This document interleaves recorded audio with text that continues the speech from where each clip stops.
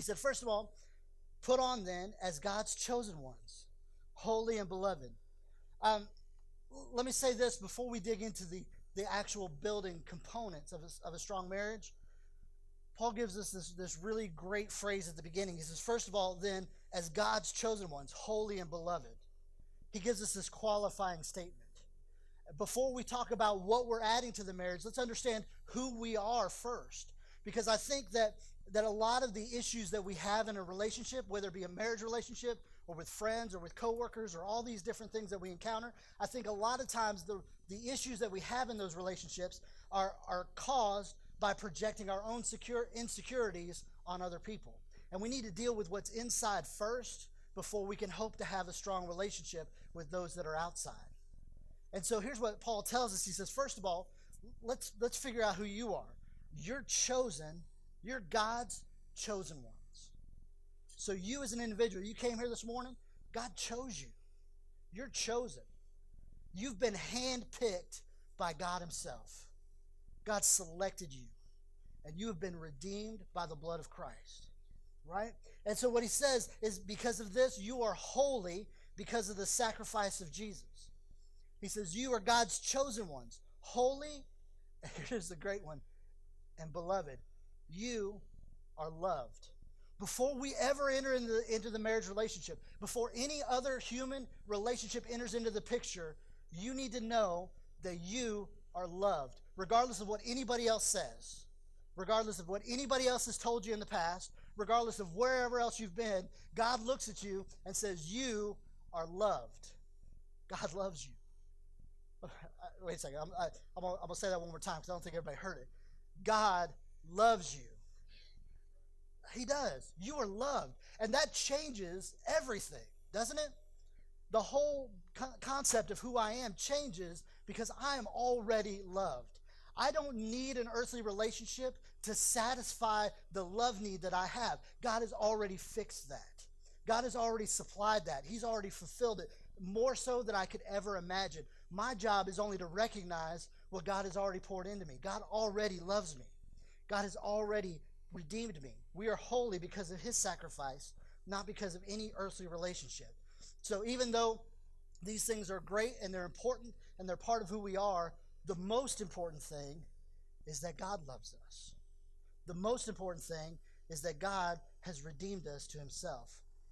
And so as we look at this, he wants us to first understand who we are, and now we can look at the things that build a great marriage. So he says this, put on then as God's chosen ones, holy and beloved, compassionate hearts, kindness, humility, meekness, and patience.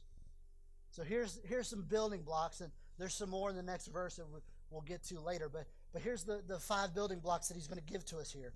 First of all is compassion, that there's a capacity within us to love someone or something more than we love ourselves, right? And that's easy to say, it's harder to accomplish because we love ourselves, don't we? Unless, sometimes self-image can be marred, and we've been told those things from the outside, but overall, for the most part, we love ourselves, and it's hard to express love for someone else over love for ourselves. So this idea of compassion is a divine attribute that God gives us to allow us to pour our hearts into someone else and elevate their status above our status and have compassion. And so we have this capacity now to love someone as Christ loved us. This idea of compassion. Secondly, and I want to spend some time here because I think this is the part that we lack so many times. We're going to build our relationship with compassion, but secondly, we need to build it with kindness. And I think that we need to look at this a lot and start asking ourselves the question, with the actions that we have, is this a kind thing to do? Is this the action that I'm about to take in the context of my relationship, whether it be with my spouse or with my kids or with my friends or anything like that, is this a kind act? Here's what kindness is. Kindness is a disposition of your spirit. Kindness is a state of being, and it manifests itself in the way that you talk to people. It manifests itself in the way that you act toward people. And it manifests itself in the decisions that you make and the choices that you put in your life.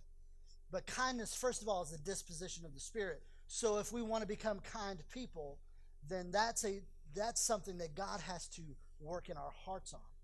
If we find that we're doing things that are unkind, that's an expression of the fact that there's something in our heart that needs to change. And in order to do that, we have to spend time with God and get alone with Him in His Word and in our prayer time and beg God to change our spirit so that we become the kind, compassionate people that He wants us to be. So if we want to have kindness in our marriage, it starts there, and then we start projecting that outward in the way that we talk to each other, in the way that we act toward each other, and then the way that we decide things together in the courses of our life. And so kindness is a huge component. We see this all the time, not just in marriage relationships, but all over the place. You find people that are just flat out unkind. This is a virtue of Christianity. This is something that says, hey, we follow Christ, and here's the thumbprint of Jesus on our life, is that He has changed us on the inside, and we have become a people that can be kind toward others, because Jesus, in His ultimate kindness, sacrificed Himself for us. And so because of that, we have the capacity now to show kindness, and that needs to start in our home. That needs to start with the relationships that are most significant to us.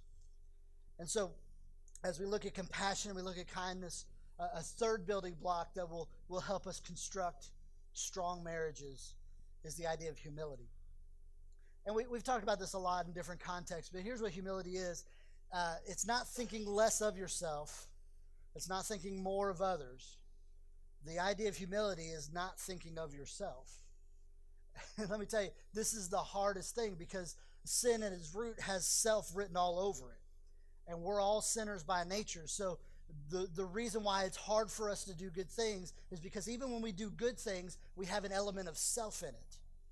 And so for humility, what that does is a godly attribute where we take the back seat. We take the second chair there, and we allow someone else to have the priority. And it's not that we debase ourselves and we think that we're lower than anything. It has nothing to do with that. Jesus was ultimately humble, but He was never less than anybody, right? Jesus was always God, and He always will be. And so humility is nothing about debasing ourselves or putting ourselves less than. It's thinking about others and putting them ahead of yourself. It's allowing others to take the preeminence in your relationship.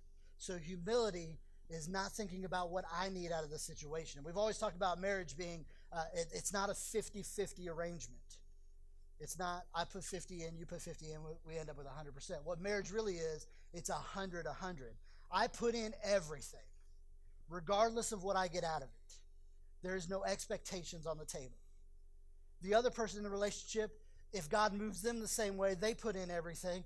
And here's the awesome thing that God has done, is in the context of relationship, is He's allowed our needs to be met by the other person, not as a payment for what I put into the marriage, but as a byproduct of the marriage relationship itself. So I put in 100% without any expectation of return, and what I find out is that my needs were already met to begin with. That what I really desire is the effort that we put into the relationship. That God does something in the giving, that the receiving is just a bonus on top of that. We're fulfilled in the giving. And God supplies abundance in the receiving. And so it doesn't matter to what extent our partner in the relationship gives toward that marriage. We can be completely fulfilled if we give 100% of ourselves to that relationship. Humility is a big building block for successful marriages. Because then I don't have to worry about being cheated or slighted in anything. I don't have to worry about getting less than or more than or trying to equal out the balance sheet. We don't have to worry about this concept of if I do this, then I expect this in return. All of that goes away, and I'm just fully invested, and I just want to see our marriage succeed. I don't care if I succeed. I just want to see our marriage thrive. I want to see a success in our home. Humility is an awesome component to a strong marriage.